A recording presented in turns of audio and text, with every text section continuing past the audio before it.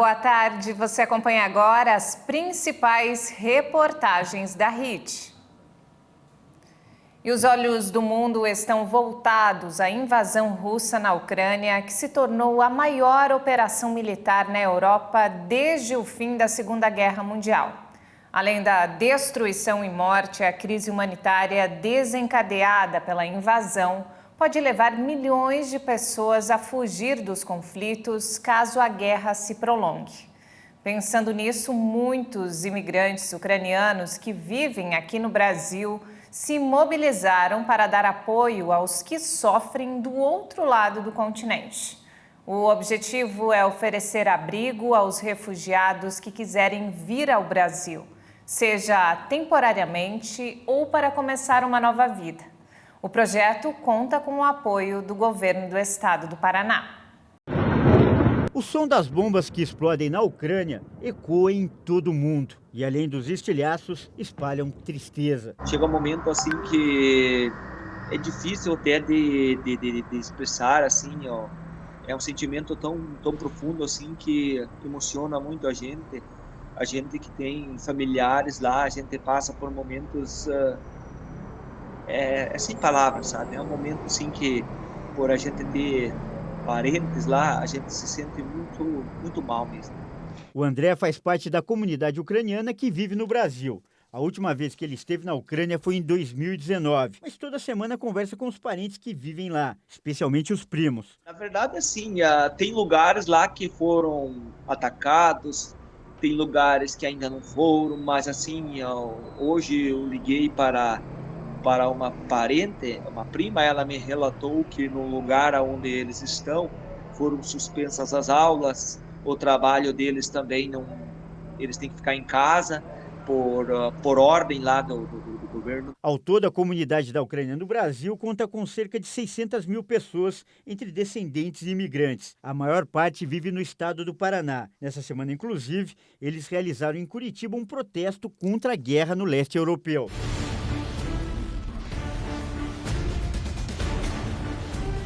A cidade de Prudentópolis, que fica a 200 quilômetros de Curitiba, é conhecida como Pequena Ucrânia.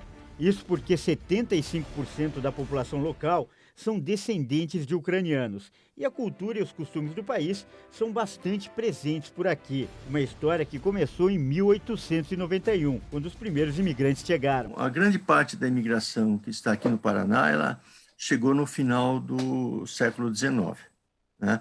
Em 2 anos, 1895 e 1896, foi 2 anos assim, de uma imigração massiva. Vinham navios e navios que passavam ou de Hamburgo ou de Gênova com ucranianos. Esse período deveu-se, na Europa, à crise agrária, quer dizer, com excesso populacional e pouca terra para o trabalho. E o Brasil, que vinha do final da escravidão, ele buscou essa mão de obra europeia para colonizar, sobretudo, o sul do país. E em nome dessa história centenária, 5 cidades do Paraná estão articulando um projeto para ajudar os ucranianos que querem fugir da guerra. A ideia nasceu entre a própria comunidade ucraniana do Brasil, mas ganhou apoio até do governo do estado. E o objetivo é oferecer abrigo aos refugiados, de forma temporária ou até definitiva, para quem quiser começar uma nova vida, como aconteceu com os pais e avós deles. Sim, isso também está aberto e já me ligou aqui da chefia da Casa Civil do Governo do Estado, né?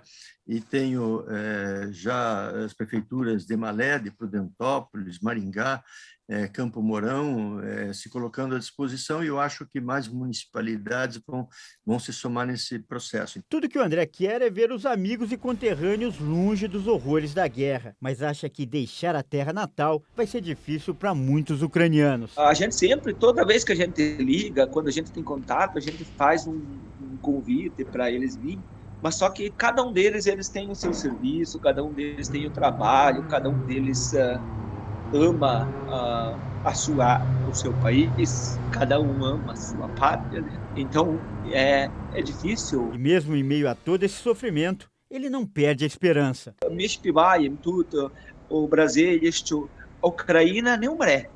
Україна не умре, бо тут в Прудентополі наші місті Chekaya na vas Ucrânia. O que significa? Significa que aqui em Prudentópolis o povo está de braços abertos para acolher todo o povo ucraniano, e como canta o hino da Ucrânia, que diz assim: a Ucrânia não morrerá, jamais a Ucrânia morre. Jogadores brasileiros que atuam na Ucrânia viveram momentos de tensão no país. Nossa equipe conversou com eles no momento em que aguardavam ajuda para sair da zona de conflito. Pouco depois da reportagem, o grupo conseguiu cruzar a fronteira com a Polônia e logo devem estar de volta ao Brasil. Acompanhe.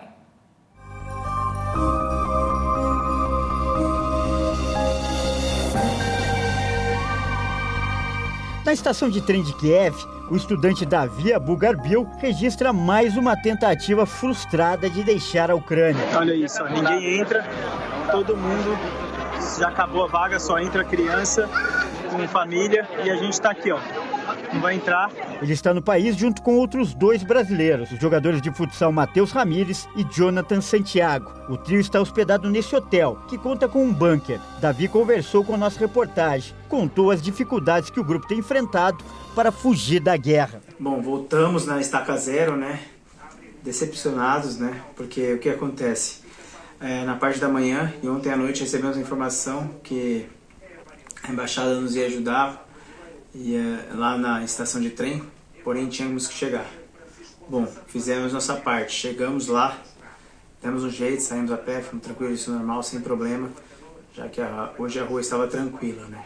Pós-toque de recolher. Chegamos lá, o que acontece? Filas enormes, muita gente. O hotel é o mesmo onde estavam na semana passada os jogadores brasileiros que atuam no Shakhtar Donetsk e no Dínamo de Kiev. Os atletas e os familiares conseguiram deixar a Ucrânia no último sábado, em uma operação que contou com o apoio da UEFA, a Federação Europeia de Futebol.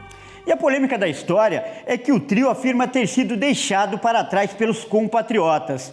Eles contam que ficaram quase todo o tempo juntos, mas no momento em que os jogadores foram avisados que deveriam deixar o hotel, eles haviam deixado o bunker e do hotel quarto para tomar um banho. Nesse momento, os atletas, esposas e filhos teriam ido embora sem avisar. A gente chegou aqui, a gente às vezes dava uma saída na rua de 10 minutos para fazer uma caminhada, a gente está num hotel e a gente fica às vezes no bunker do hotel embaixo. Não escuta nada. E a gente não escuta nada, a gente subia, ia tomar um banho, descia. Quando a gente foi umas 16h30 por aí, um amigo meu mandou mensagem, uma foto, vocês não estão no trem com eles? Eu olhei, eu tomei um susto. Descemos aqui, não tinha mais ninguém. A mulher do jogador Michael, um dos brasileiros que fazia parte do grupo, contestou a versão do trio em uma rede social. Nem crianças tomavam banho, ninguém subia. Estava com sirene tocando e ninguém podia se retirar de onde estávamos. Assim, a gente tinha que deixar criança esperando e ir atrás dos caras que nem falaram onde iam. Sabendo que desde ontem tínhamos uma chance de sair a qualquer momento, saímos em 5 minutos. Já para esse outro grupo de brasileiros, as dificuldades serviram para deixá-los ainda mais unidos. Eles também são jogadores de futebol de um time da Ucrânia e tentam atravessar a fronteira para entrar na Polônia. Aqui é o Guilherme, tudo bem? Estamos aqui na Ucrânia, numa cidade de Zaporizhia, somos jogadores do Zorya. Estamos aqui, rapaziada, passando por uma situação muito difícil e pedimos muita ajuda de vocês para compartilhar esse vídeo.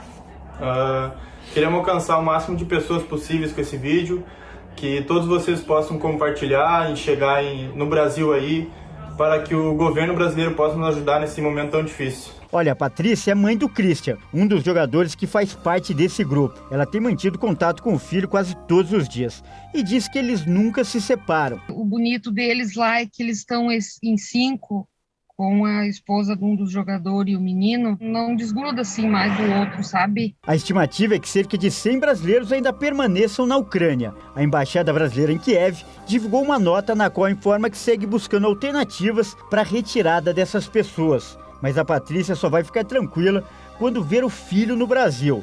Uma ansiedade tão grande que não caberia em um estádio de futebol.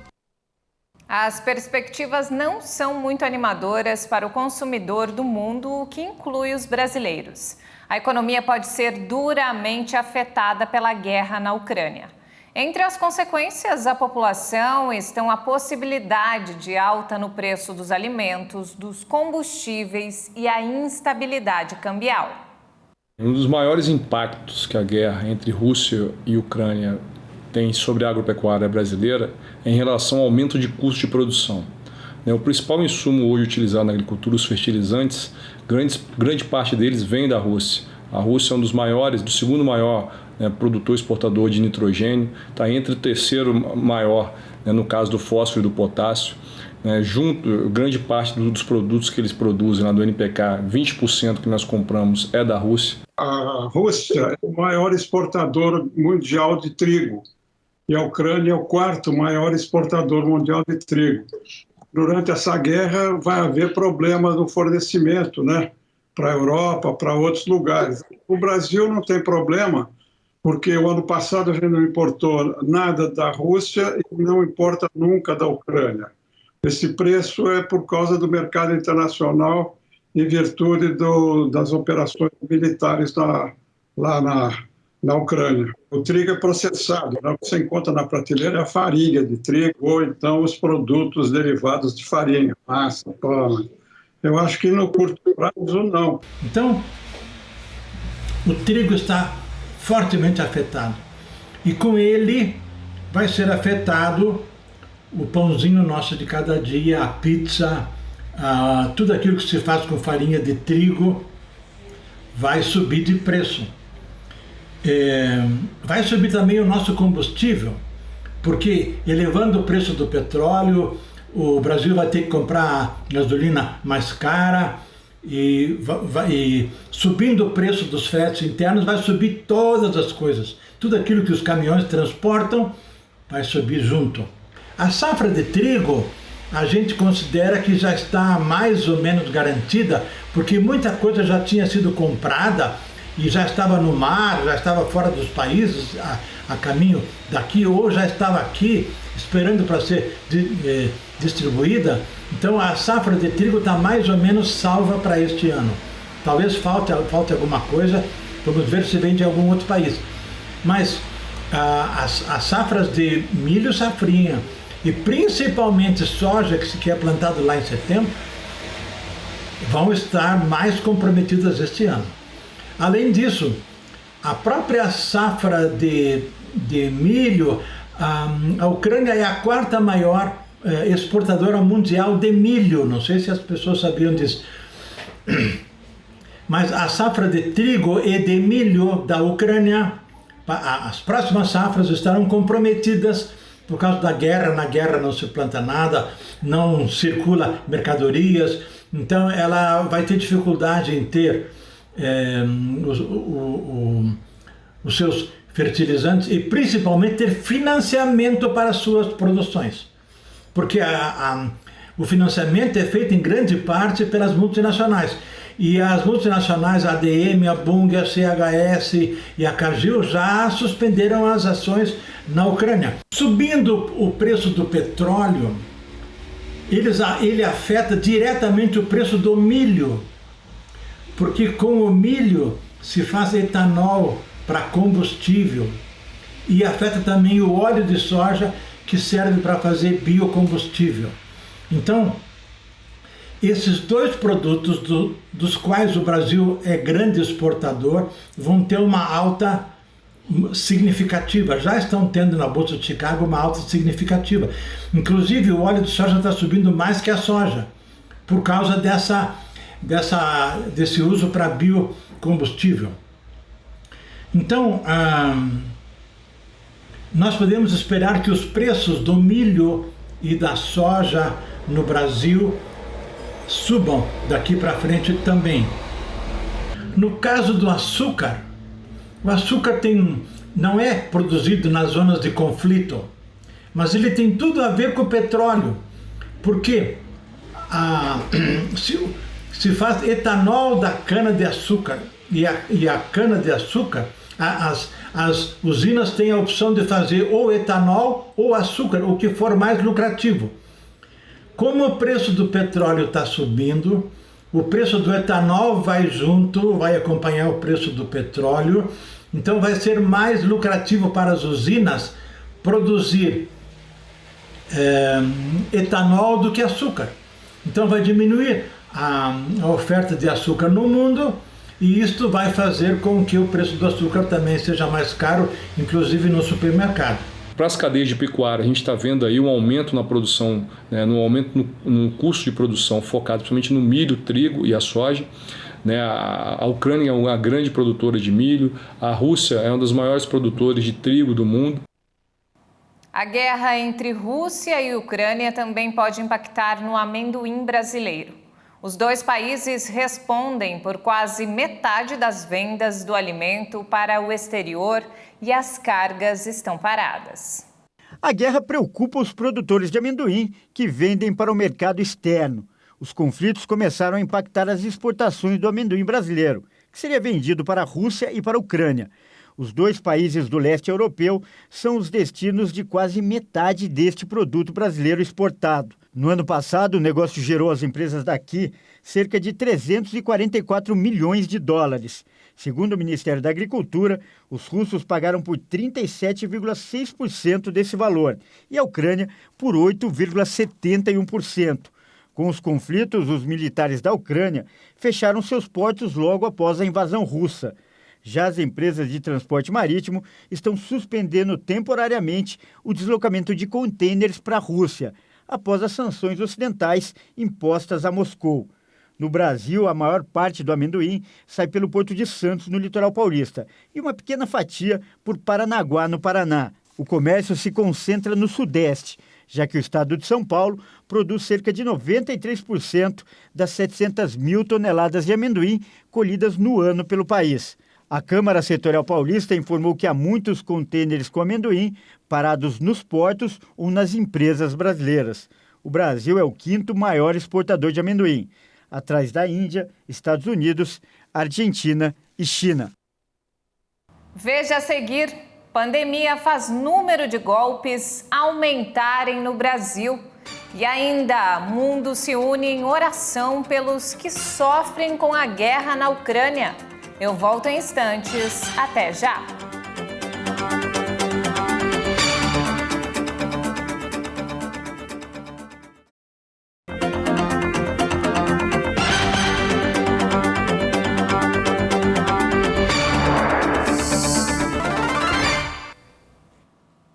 Golpe do Pix, do Marketplace, da fruta. A cada dia, novas modalidades fazem inúmeras vítimas no Brasil, causando prejuízo financeiro e muita dor de cabeça.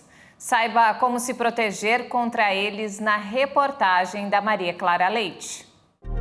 Até o Neymar caiu. Recentemente, o jogador teve uma de suas contas bancárias invadida e roubada. O Pix indevido de aproximadamente R$200 mil foi feito por um funcionário terceirizado do próprio banco. Então, nesse caso, o golpe foi aplicado contra a instituição financeira. Até porque o atleta já até foi ressarcido. Os bancos são as maiores vítimas dos hackers. O Neymar é um cliente, outras pessoas são clientes, e aí qualquer pessoa que seja mal intencionada, que tenha acesso aos mecanismos que o banco não consegue controlar, essas pessoas vão nos furtar, vão cometer crime. Seja contra os bancos ou pessoas físicas, a verdade é que a cada dia os criminosos criam novos métodos para roubar por meio do Pix. Pedem transferências naquele famoso golpe do falso sequestro, simulam vendas de produtos usados por redes sociais com pagamento via Pix, se passam por funcionários de instituições bancárias e até por familiares e amigos, clonando o WhatsApp. E é também por esse aplicativo que eles dão este outro golpe. Na mensagem, o estelionatário diz que quem fizer um Pix num determinado valor receberá de volta uma quantia quase 10 vezes maior do que a depositada. O Pix é um instrumento que facilita as transações bancárias, as transações entre as pessoas. É uma novidade que facilitou muito a vida das pessoas. Agora, como facilita a nossa vida, também facilita o interesse do criminoso. O Banco Central já se posicionou, restringindo inclusive os valores que podem ser movimentados. Cada cliente pode fazê-lo da mesma forma, restringir ainda mais os movimentos diários para ter uma maior segurança. Foi essa a maneira encontrada para aumentar a segurança contra os sequestros relâmpago, que entre janeiro e julho do ano passado cresceram quase 40% no estado de São Paulo. Todos esses golpes presenciais dependem da nossa segurança, da nossa observação, são dicas de segurança. Observe por onde você anda, horários noturnos, e sempre busque ter uma companhia, né, para dificultar a ação do criminoso, porque o criminoso não quer a pessoa, ele quer os bens que a pessoa pode favorecer. O especialista alerta que é preciso ter muita atenção também às compras feitas pela internet. Esta mulher, que prefere não se identificar, comprou um celular após ver este anúncio em uma rede social. Ele nunca entregou, assim como ele faz com todas as outras vítimas. O pagamento foi feito por meio de uma plataforma que ela estava acostumada a usar para esse tipo de negociação.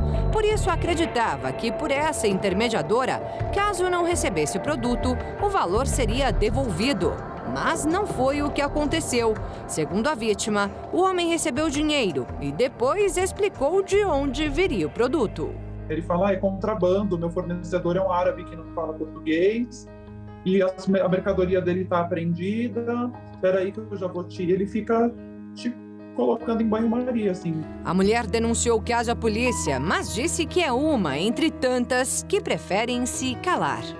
Tem gente que não faz BO porque tem medo. Eu tenho contato de uma pessoa que não faz BO porque tem medo, porque tem filho. Toda ação criminosa deve ser denunciada. A maioria das pessoas, ou por vergonha, ou por nem imaginar que possa ter um resultado importante, ela não denuncia. E o estelionatário hoje no Brasil, ele vive de uma forma muito tranquila, tanto que ele continua com o site dele, vai continuando respondendo processo, vai ter dinheiro para pagar advogados. Então, a parte dele não importa a nós, o que importa é a nossa ação. Faça a pesquisa antes. Quer comprar alguma coisa pela internet? O preço é interessante? Verifique se aquele site existe. Verifique se tem reclamações contra aquela pessoa ou contra o site. Verifique se tem o cadeado. Verifique se naquela informação, aquele cadeado dá segurança. É o próprio sistema de busca que diz que aquele site é seguro. E quando o golpe não é aplicado pela internet? Como se precaver? Recentemente, o Mercado Municipal de São Paulo estampou as manchetes após várias pessoas alegarem terem sido vítimas daquele que ficou conhecido como o golpe da fruta. Mas o caso é antigo. Aconteceu com a Bruna em 2018. E aí vinha o vendedor e, olha, experimenta fazer a bandejinha, experimenta limão de não sei aonde, abacaxi de não sei o que lá. Morango da Tailândia, sabe? Assim, umas coisas muito exóticas. E eu nunca tinha comido atemoia na minha vida. Eu nem conhecia a fruta. E aí, quando eu conheci, eu falei, nossa, que fruta boa. E aí ele veio com um limão siciliano, pingou o limão siciliano em cima da atemoia e falou, olha, fica igual torta de limão. Aí eu fiquei doida.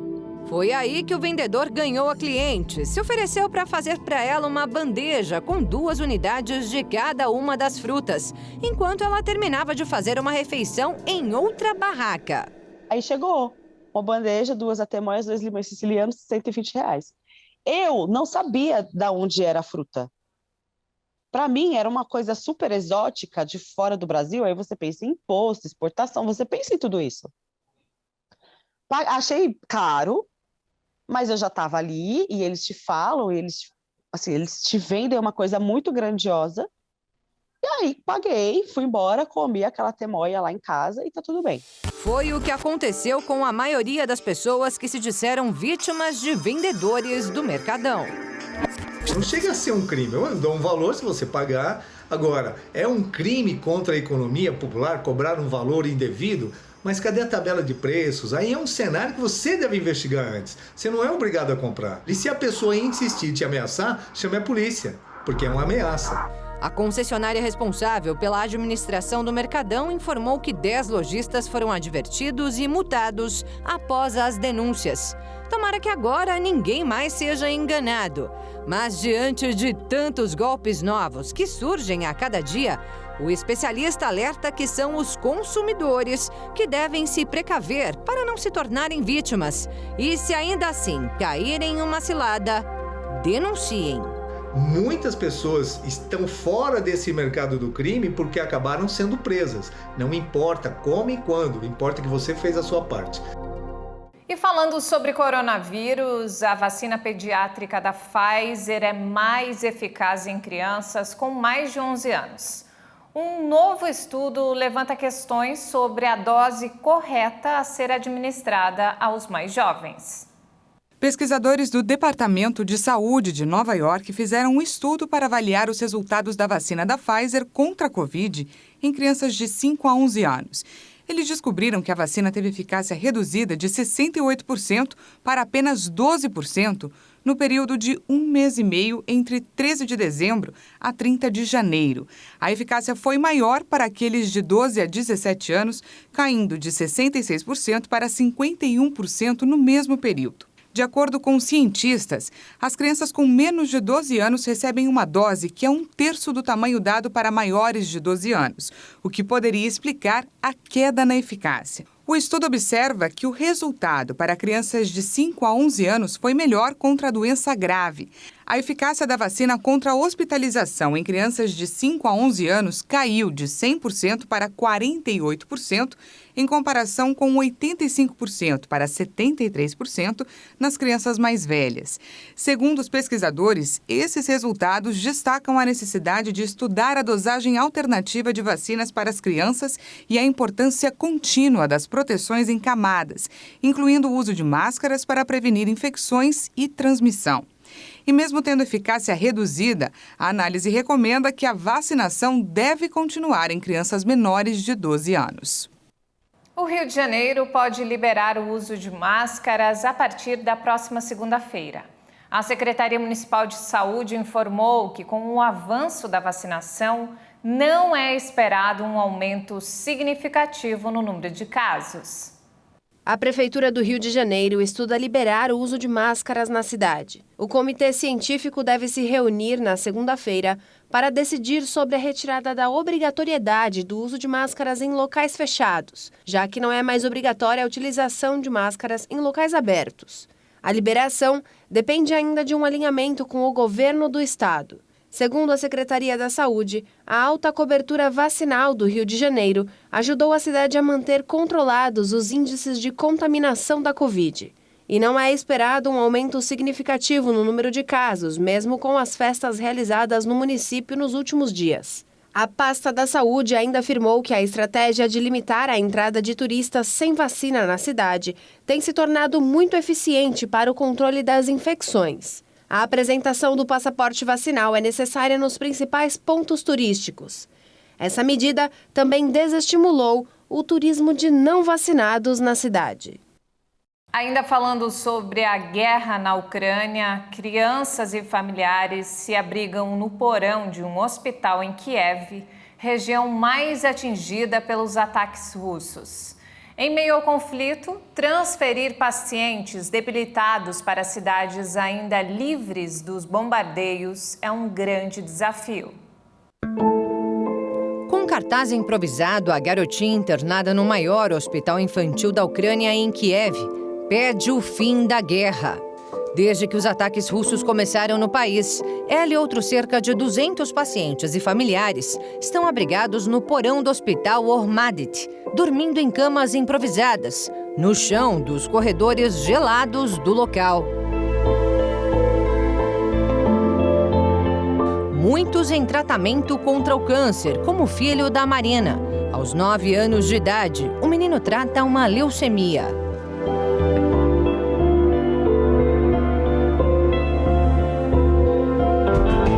Lágrimas nos olhos, Marina relata os momentos de desespero vividos ali quando sirenes e bombardeios são ouvidos. A mulher demonstra preocupação com a quantidade de comida e outros itens básicos para todos os que estão abrigados no porão. Segundo o hospital, são pacientes que não podem receber tratamento médico em casa, não podem sobreviver sem medicação, tampouco sem profissionais de saúde. Telefone, A médica Lécia Lissitsia, que está no porão do hospital em Kiev, disse à NBC News que, neste momento, o número de crianças tem acesso apenas a uma forma básica de quimioterapia e que outros tratamentos foram interrompidos. E o que esse tratamento inadequado em um ambiente insalubre, com todas as questões psicológicas geradas pela doença e, claro, pela guerra, podem causar na vida de um paciente com câncer? Quem responde essa pergunta é a doutora Alessandra Prandini, do Instituto de Tratamento do Câncer Infantil. Eu acho que o grande ponto disso é um tratamento que não pode parar, né? Então, eles estão tentando manter o mínimo para que essas crianças continuem depois um tratamento mais efetivo, fora que essas crianças muitas vezes precisam de hemoderivados, né? Então, sangue, plaquetas, que muitas vezes estão desabastecidos num momento de guerra. Então, tudo isso vai impactar no tratamento dessas crianças. Fora toda a parte psicológica que a própria doença traz dentro de uma guerra. Então, é um momento de muita atenção para essas famílias.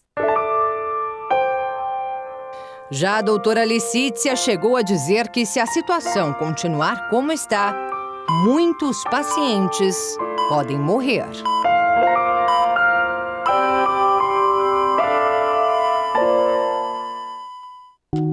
Até o momento, o hospital não foi alvo dos ataques que atingiram Kiev desde o início do conflito. Mas é claro que, além do drama vivido pelas famílias que já sofrem com a doença de uma criança, agora fica também o medo de um novo bombardeio atingir o teto que as abriga.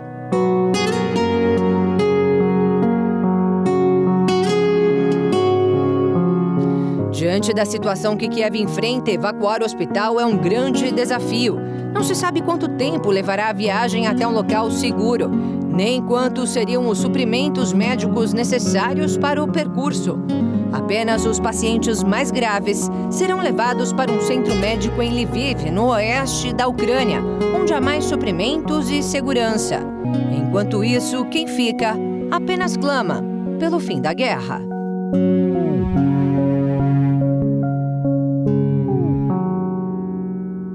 A gente sabe que a gente pode perder para a doença depois, né? Porque o tratamento ele vai ter que ser mais brando nesse momento. Então, é muito triste a gente pensar que a gente pode sair desse momento, sair dessa guerra, mas essas crianças vão ter um impacto lá na frente também por conta da doença. E mesmo em meio ao caos vivido na Ucrânia, a fé sobrepõe. Correntes de oração dentro e fora do país levam esperança a quem sofre com os efeitos da guerra. As imagens desta igreja cristã cheia, no momento de louvor, foram gravadas neste último domingo na Ucrânia.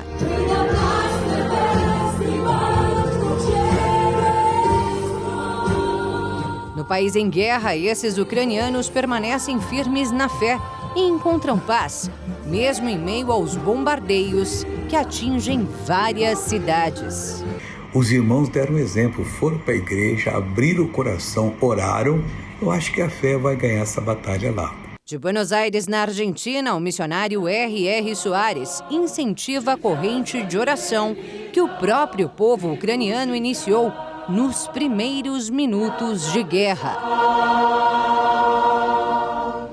Enquanto o solo ucraniano sofria ataques da Rússia, debaixo da terra, a população vencia a aflição por meio da fé. Acabei de receber esse vídeo que os irmãos lá pegaram em Kiev, Ucrânia, onde está havendo a guerra, eles no metrô louvando a Deus. Eu faço a minha parte aqui, começo orando dizendo: Pai, eu uno a minha fé com a fé dessa pessoa que está assistindo agora e que vai se emocionar vendo os irmãos sem medo dentro do metrô, louvando a Deus, porque só o Senhor pode abençoar. Da Igreja Internacional da Graça de Deus na Romênia, o pastor Hilton Santos também faz a parte dele. A gente montou na igreja uma força-tarefa de oração em favor do povo ucraniano e levantamos e incentivamos os nossos membros a ajudarmos e fazermos doações.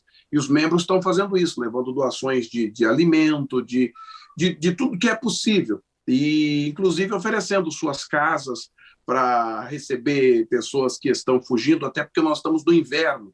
Hoje, por exemplo, aqui está nevando, então nós estamos no inverno rigoroso. Então, todo esse tipo de ajuda que nós podemos oferecer como igreja e como cristãos, estamos oferecendo. A Romênia é um dos países que fazem fronteira com a Ucrânia e é para onde muitos cidadãos daquele país e estrangeiros têm fugido. Está sendo, no momento, a rota mais facilitada, porque o governo romeno abriu as fronteiras para receberem os refugiados. Óbvio que está tendo toda aquela triagem de documento e tal, mas está facilitando bastante. O pastor Hilton conta que é o próprio governo que coordena todas as doações que chegam até lá. E nas fronteiras, milhares de mãos se estendem para ajudar todos aqueles que tentam seguir em frente. Mas ele explica que para isso é preciso muito mais do que ajuda material. O mais importante é o apoio espiritual. O poder da oração é a única coisa capaz de deter esse conflito nesse exato momento. E é muito importante porque não só a Igreja Internacional da Graça de Deus tem desenvolvido todos os dias, em 2 horários, uma campanha séria de oração em favor dos nossos irmãos que estão em aflição nesse momento, mas também outras igrejas. E aqui você vê uma força-tarefa de oração, porque a oração muito pode em seus efeitos. Da Ucrânia, são vários os pedidos de oração que chegam até o pastor Hilton, como desta senhora, de 76 anos. Sozinha, sem ninguém, e de repente o país é atacado e ela entra em contato, foi até pelo WhatsApp. Nós temos vários canais de ajuda espiritual e ela entrou em contato pelo WhatsApp e recebeu a oração, recebeu a ajuda e depois da oração o ânimo voltou. São resultados como esse que dão a certeza de que somente pela fé é que é possível vencer essa guerra. Ore comigo por eles, veja esse testemunho, compartilhe com outros e vamos fazer nosso povo. Haja o que houver, nós somos de Deus e vamos vencer.